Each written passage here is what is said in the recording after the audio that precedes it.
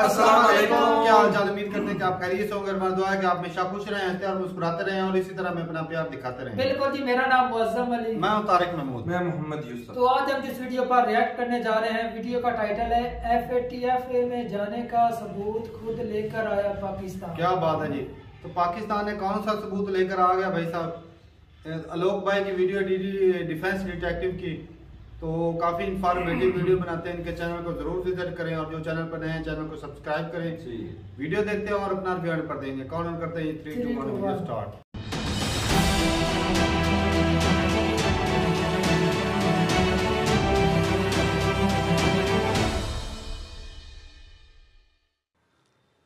नमस्कार दोस्तों, defence detective के एक और एपिसोड में आप सभी का स्वागत है। मैं हूं आलोक।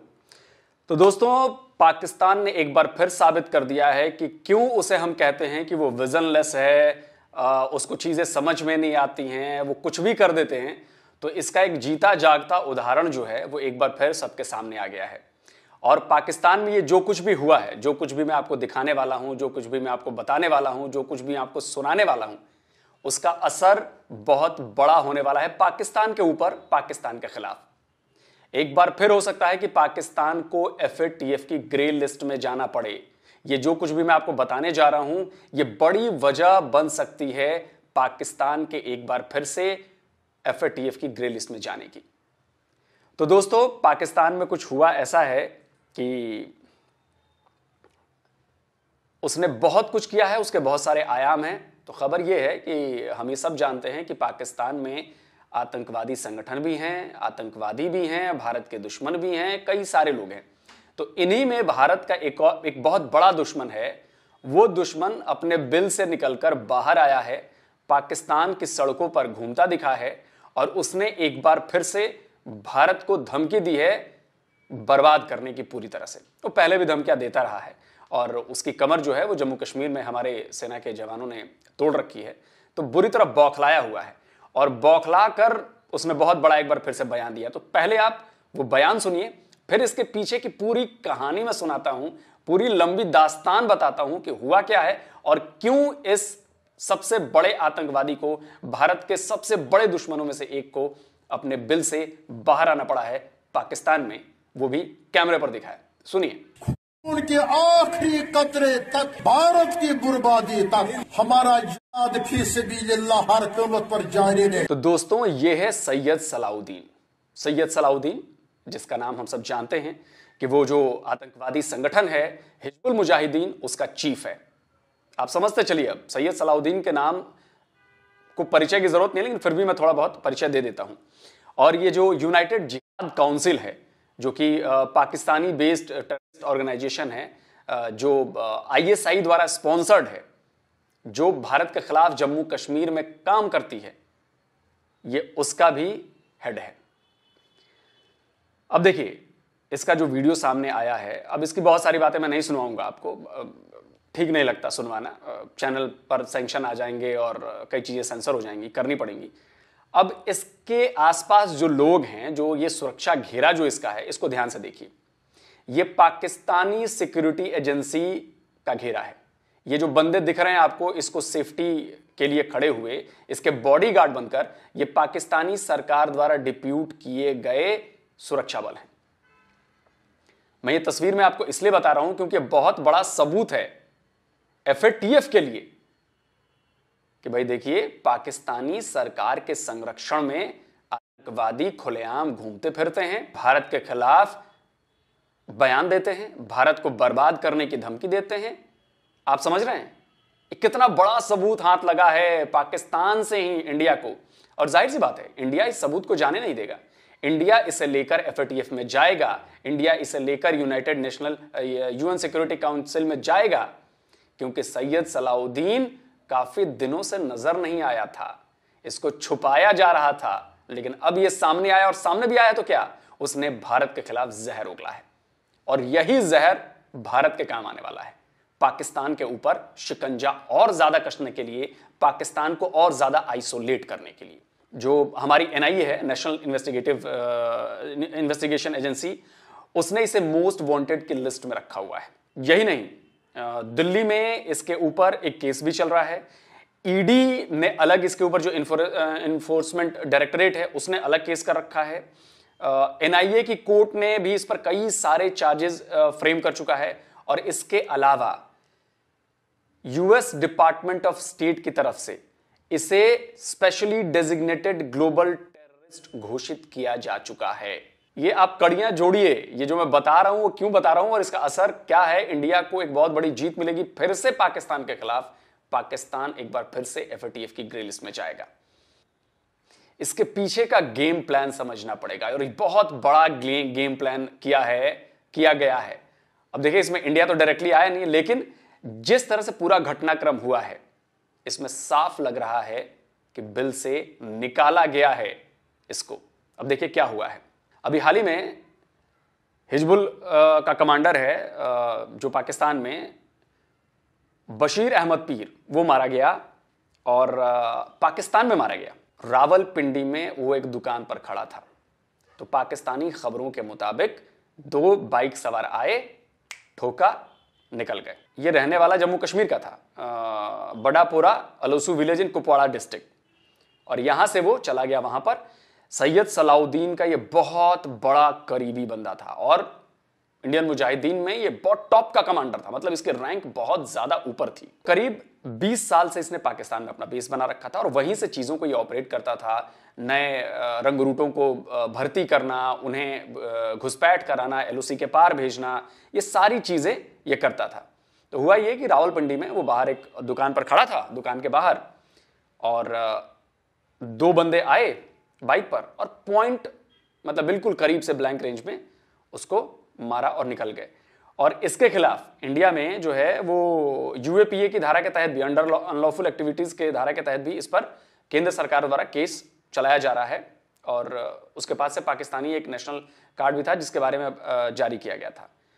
अब देखिए, हिजबुल का इतना टॉप का कमांडर, रावलपिंडी में उसे मारा जाता है आईएसआई की नाक के नीचे, आईएसआई के घर में घुसकर। अभी काम आईएसआई ने किया नहीं होगा क्योंकि वो तो इसको पाल रही है, सैयद सलाउद्दीन को और उसके सारे चमचों को। पाकिस्तानी फौज को इसकी खबर नहीं, मिलिट्री इंटेलिजेंस को खबर नहीं, आईएसआई को खबर नहीं। बंदे आए, काम निपटाया, ठोका, चले गए। अब आप बताइए कि किसका काम हो सकता है? जाहिर सी बात है, हो सकता है, मुझे नहीं पता, लेकिन हो सकता है कि ये रा का काम हो सकता है। ये मैं श्योर नहीं कर रहा हूं क्योंकि मेरे पास कोई सबूत नहीं है। मैं एक स्पेकुलेशन दे रहा हूं आपको कि हो सकता है कि रा का काम हो, क्योंकि ये इंडिया का सबसे बड़ा टॉप मोस्ट दुश्मन था और सैयद सलाउद्दीन का बहुत करीबी था। सैयद सलाउद्दीन काफी दिनों से बिल में छुपा हुआ था, उसका ट्रेस पता नहीं चल रहा था कि वो कहां है, किधर है, क्या मूवमेंट है। जब इसको ठोका गया पीर को और उसके फ्यूनरल में शामिल होने, क्योंकि मुझे लग रहा है कि ये प्लानिंग की गई होगी कि इसको ठोको, ये इतना करीबी है कि इसके फ्यूनरल में मजबूरी में आना ही पड़ेगा सैयद सलाउद्दीन को। सैयद सलाउद्दीन बिल से निकला, अब उसकी ट्रैकिंग शुरू हो गई होगी जहां तक मुझे लग रहा है। और वैसे ये कोई ढकी लुकी छुपी बात नहीं है कि कोई कहेगा कि जी आप तो सारे सीक्रेट बता रहे हो, ये कोई सीक्रेट वाली बात नहीं है।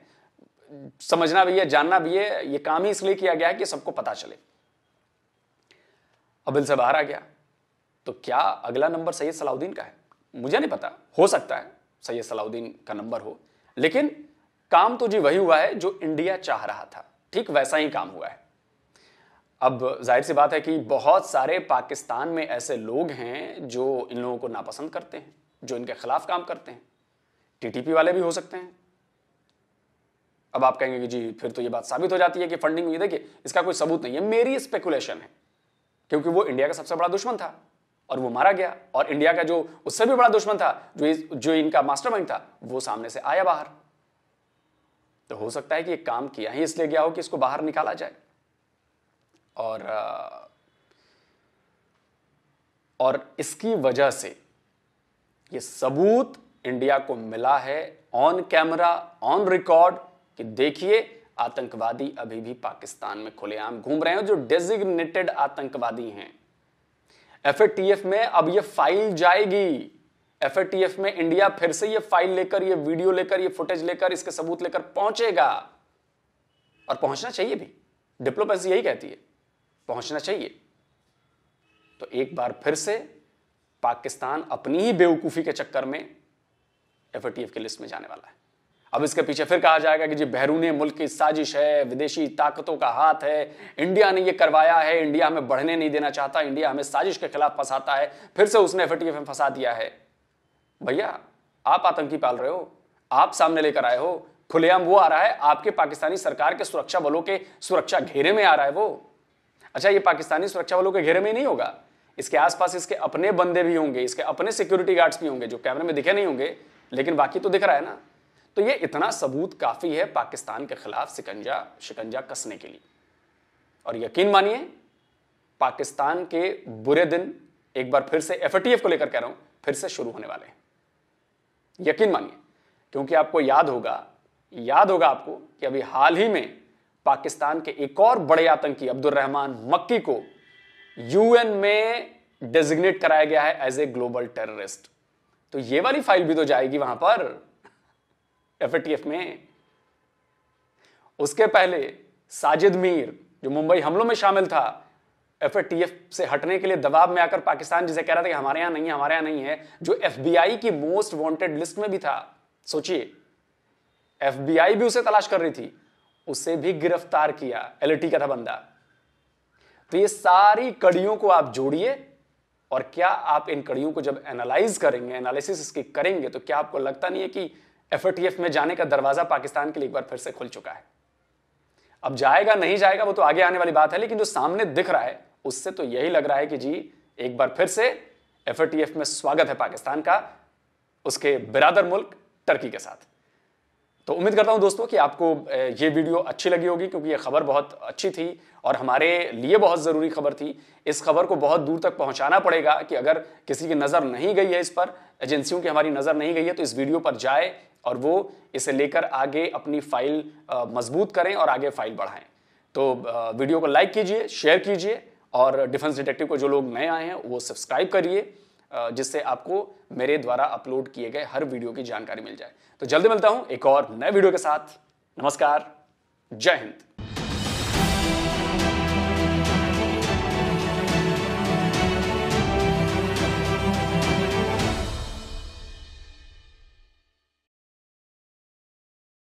चलें जी, वीडियो खत्म हो गया। और ये तो भाई साहब, ये पाकिस्तान के लिए ना कोई एक खुशखबरी आ जाती है ना आए दिन। तो जिस तरह के कांड करेंगे भाई साहब, जिस तरह की चीजें करेंगे, जो काम करेंगे वो सजा मिलेगी, ये डिजर्व करते हैं। तो जिनको पाल रखा है भाई साहब, उसकी सजा तो मिलनी चाहिए। साफ जाहिर है उन जिनको पाल रखा उनको सजा नहीं मिलने वाली भाई साहब, आम जनता को मिलने वाली है। ऐसी बात, उसकी वजह से बाकी कंट्री आपसे अपना हाथ नहीं, ये और आप जो पाकिस्तानी जनता को ये इस तरह बोल देते। अब कंट्री में बंदा रह रहा है, सारा एजेंसियों को पता नहीं था कि ये बंदा किधर है। बिल्कुल पता होता है। आज जितना जदीद दौर है, अब तारक भाई तो भाई साहब किसी चिमटी को ढूंढना हो तो वो भी ढूंढ निकाले। जब ये इनका दिल करता है ना किसी जिसको मर्दी पकड़ ले, पेशेंट शुरू हो जाते भाई साहब। ये पैसे ले लेते बाहर के, ऊपर से देख रहा अपनी आर्मी उसको सिक्योरिटी दे दी। वैसे इससे बड़ा सबूत क्या है? और ऑन रिकॉर्ड वो बोल भी रहा है, धमकियां दे रहा है। और ये देख लो जो प्लानिंग, हम ये अक्सर मूवी देखते हैं ना, फिल्मों में इस तरह होता था कि अगर कोई जो है बड़ा डॉन जो बाहर बैठा हो, उसका राइट हैंड जो है, लेफ्ट हैंड राइट हैंड जो होता है वो इंडिया में बैठ के काम कर रहा है, तो उसको ये टपका देते हैं। फिर वो कंट्रोल करने के लिए आता है ऊपर से बाहर से, तो उसको मारने के लिए बुलाया जाता है ना। ये वही तो ये सीन आज ना वही हो गया कि भाई साहब ये जो पहले जो इंडिया के बशीर अहमद, तो वो उसको मारा जाता है। और जो वो बाद में जो इनका जो वो निकल आता है चेयरमैन सैयद सलाह हेड, तो ये भाई साहब जो निकला है, तो ये सिक्योरिटी भी उसको प्रोवाइड अच्छे से की जा रही है, वो अच्छे से रह रहा है। ऊपर से उसके ऊपर इनाम भी है, डेजिग्नेटेड टेररिस्ट भी है। तो फिर क्या मतलब बात कुछ समझ में नहीं आ रही। तो यहाँ पे भाई साहब ना ये वही बात बोलते ना कि अच्छे तालिबान और बुरे तालिबान। जो पाकिस्तान का नुकसान करते हैं वो अच्छे, बुरे तालिबान जो पाकिस्तान के वो कश्मीर का नुकसान करते हैं वो अच्छे तालिबान। तो भाई यहाँ पे इतना बोल भी नहीं सकते, तो खुद की जान का भी खतरा क्या। वो ऐसे भाई साहब जो भी किसी मासूम को मारता है वो भाई मैं तो उसको बुरा ही बोलूंगा। और ऐसे लोगों के लिए ना भाई साहब गवर्नमेंट को भी चाहिए कि जो बजाय कंट्री का नाम। लो जी ये देखो भाई साहब कौन सी बात करने लगे। गवर्नमेंट को चाहिए, कश्मीर के नाम पर चल रहा है पाकिस्तान की गवर्नमेंट कश्मीर के लिए इन लोगों को क्यों रखा हुआ है? कश्मीर का चूरन बेचने के लिए, ताकि पाकिस्तान में उनकी हुकूमत बनी रहे। तो वो कब चाहेंगे कि ये खत्म हो जाए? ये पाकिस्तान बना था उस वक्त। हाँ, तो ये खुद रखे हुए हैं ताकि हमारी कुर्सियां जो है ना वो हिल ना सके, इनकलाब ना आ जाए भाई, लोगों में अवेयरनेस ना पैदा हो जाए। ये इसलिए रखे, एक तो ये कश्मीर तो घर में ही करना है, खास करके ये बहुत बड़े मौलवी स्कॉलर्स हैं और ये इस्लामिक टच लेकर लोगों का ब्रेन वॉश कर लेते हैं।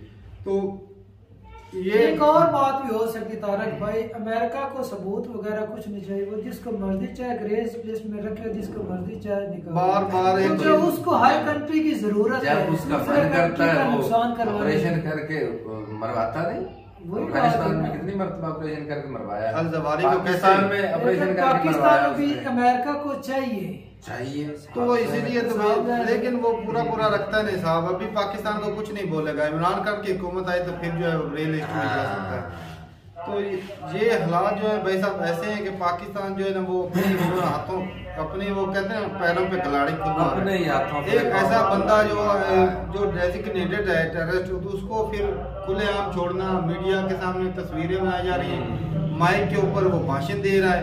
तो ये मैं कहता हूँ जो एजेंसी है उनमें ही अकल की कमी है कि वो ऐसे बंदे को ओपनली स्पीच देने की इजाजत दे रहे हैं। तो ये भाई साहब, और ऊपर से सिक्योरिटी भी वर्दी में, ये सिक्योरिटी जो है वो गन्ने लेके बंदा नॉर्मल हालात में, मतलब दूसरी सिविल वर्दी में भी तो दे सकता है। कम अज कम आर्मी के खिलाफ तो नहीं। अच्छा, वो जो अब्दुल रहमान है वो भी पाकिस्तान के अंदर ही है, जिसको अमेरिका ने डेजिग्नेटेड कर दिया टेररिस्ट। वो तो भाई किया जो पहले चैनल है तो इधर ही ना। हाँ, तो फिर उस वजह से भी तो ग्रे लिस्ट में डाल सकता है अमेरिका।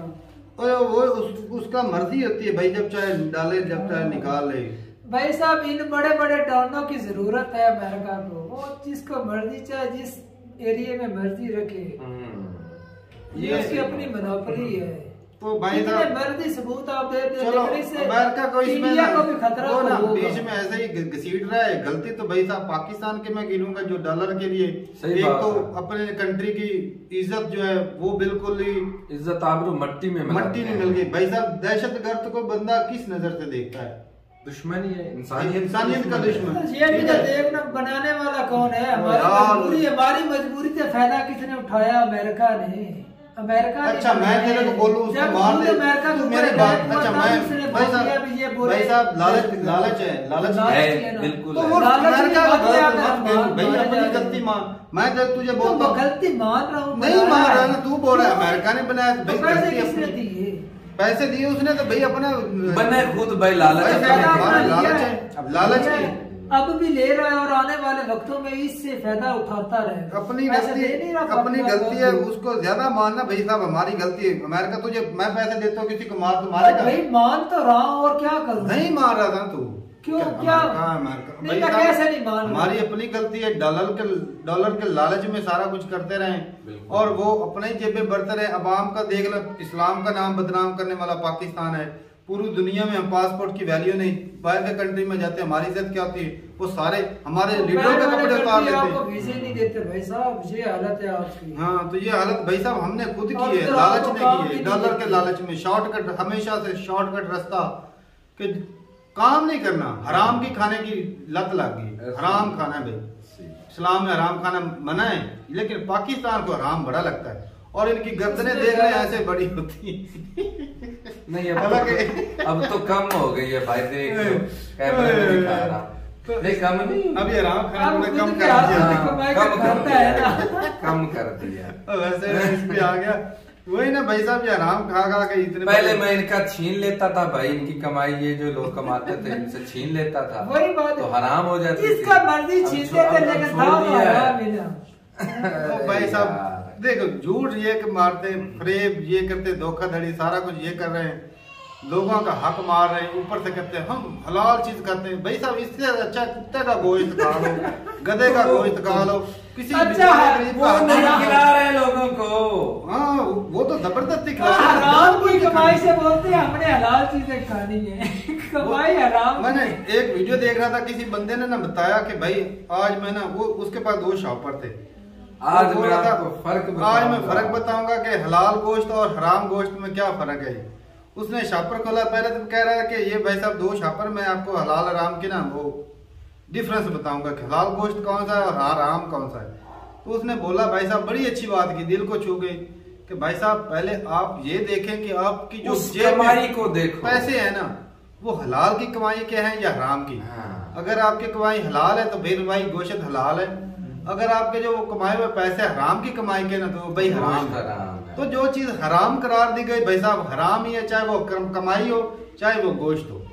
तो ये हराम के खा रहे हैं कि लोगों को मरवा के वो पैसे कमाए जा रहे हैं, बस ये तो फिर हराम ही खा रहे। तो आज उन लोगों ने तो मरना है ही नहीं, उनको तो बस जिंदगी में जो अय्याशी है बस उसको वही चाहिए, आगे उन्होंने जाना तो है नहीं।